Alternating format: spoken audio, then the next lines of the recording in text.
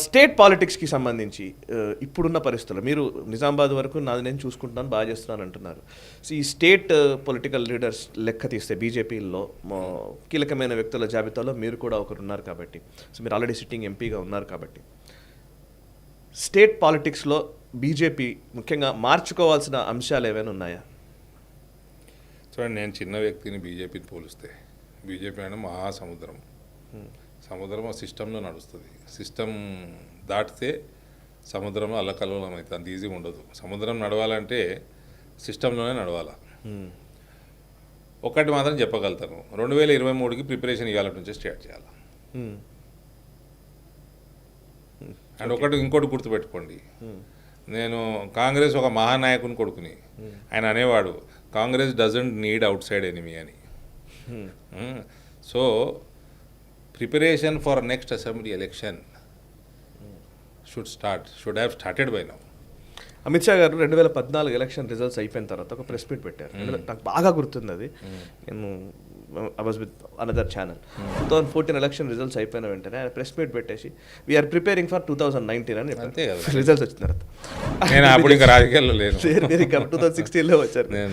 సరే సార్, ఇప్పుడు సరే మార్చుకోవాల్సిన అంటే మీరు నేను చెప్పను అంటున్నారు, కానీ చాలామంది చాలా అడ్వైజులు వస్తున్నాయి. ఇప్పుడు సోషల్ మీడియాలో అయితే విపరీతమైన అడ్వైజులు ఉన్నాయి. ఎన్ని అడ్వైజులు అంటే ఇప్పుడు మామూలుగా మాట్లాడట్లేదు అందరూ కొన్ని అంశాలని. అంటే సోషల్ మీడియాలో కార్యకర్తలు లేకపోతే ఒక మోస్తరు తెలిసిన నాయకులు కావచ్చు, వీళ్ళు కావచ్చు, అందరూ ఎవరికి వాళ్ళకు తోచిన అభిప్రాయాల్ని వాళ్ళు డంప్ చేస్తున్నారు. అండ్ కాంగ్రెస్ గురించి మీరు ఇందాక ఎవరు బయట వాళ్ళు ఎనిమీస్ అక్కర్లేదు కాంగ్రెస్కి అన్నారని, అట్లాగే ఇప్పుడు బీజేపీకి కూడా ఉందేమో అనిపిస్తుంది. ఇందులోనే లోపలనే ఒకరినొకరు ఓడించుకోవడం, ఒకరినొకరు ఇబ్బంది పెట్టుకోవడం, ఒకరినొకరు టార్గెట్ చేసుకోవడము, ఇది ఇంటర్నల్గా డైరెక్ట్గానే జరుగుతోంది. Definitely I expect some answer from you, isn't it? So if anything is there, I'll share with my high command. I cannot tell on national stuff. Oh, yeah. Arvind, they are very nice. Arvind garu, correct. Okay, right. చివరిగా నిజామాబాద్ ప్రజలకు ఏం చెప్తారు? నేను ఇంకా చాలా ఇంటర్వ్యూలు చేయాల్సినవి ఉన్నాయి, మీ దగ్గరకు వచ్చి నేను కొంచెం గ్రౌండ్ రిపోర్ట్స్ కూడా చేయాల్సినవి ఉన్నాయి. ఇప్పుడు యాజ్ ఆఫ్ నౌ నిజామాబాద్ ప్రజలకి మీరు ఇచ్చే సందేశం లేదా సూచన ఏంటి ఏమైనా ఉందా? నిజామాబాద్ ప్రజలకి one of the smartest voters in the state of Telangana. మనం సూచనలు సలహాలు ఇవ్వాల్సిన అవసరం లేదు, అయితే మనము రిక్వెస్ట్ చేసుకోవచ్చు. వాళ్ళు 48% నరేంద్ర మోదీ గారికి ఓటెత్తారని అనుకోలే కదా, వాళ్ళు వేసిండ్రు. They know Modi is the right man to rule the country అని. ఇవాళ కూడా చూడండి, ఇంకా will go one step ahead. Modi గారికి ఎట్లా మనం అభిమానులమే, మెజారిటీ మనం మోడీ గారికి ఓటేస్తాం. ఇంకోటి, మోడీ గారి పాలన ఇక్కడ రావాలంటే ఎక్కడో ఒక చోట ఈ 100 కోట్ల సంస్కృతి, 1000 కోట్ల ఎలక్షన్లు కొట్లాడే సంస్కృతి, ఇవన్నీ బ్రేక్ అవ్వాలా. లేకపోతే సిస్టమ్ చేంజ్ కాదు. ఇక్కడ మోడీ గారి సిస్టమ్ ఎప్పుడు రాదు. ఇక్కడ సౌత్ ఇండియాలో కేరళకి వెళ్ళండి, మళ్ళీ 30-40 లక్షల అసెంబ్లీ ఎలక్షన్ అయిపోతుంది. Kerala is part of south India కదా.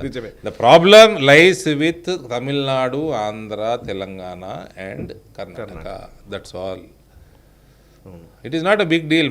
మార్చుకోవచ్చు. ఇక్కడ రీజనల్ పార్టీస్ ఇక్కడ స్ట్రాంగ్గా ఉండి రీజనల్ పార్టీసు కొంచెం చెడగొట్టిన మాట వాస్తవమే.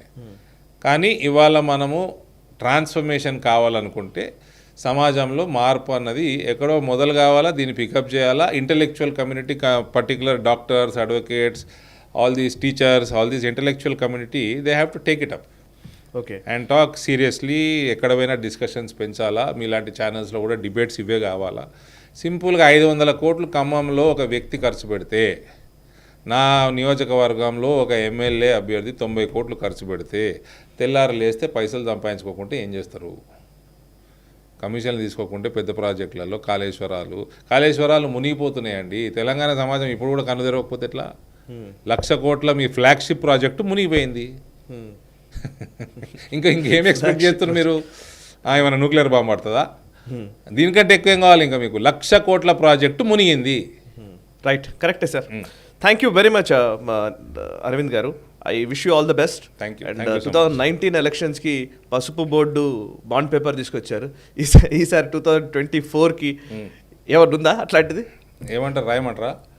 ఏ బాండ్ పేపర్? నేను ఎందుకు రాశానంటే, ఒకటి, I want to keep myself active on my toes always. So something tough అన్నది కమిట్ చేద్దాము. కొందరు ఈత నేర్చుకొని దుంకుతారు, కొందరు దుంకినాక ఈత నేర్చుకుంటారు. ప్రజల మధ్యలో కమిట్ చేద్దాము. ఆ ప్రెషర్ ఉంటుంది కదా మనకు. So we're always at it. Okay, try చేద్దాము.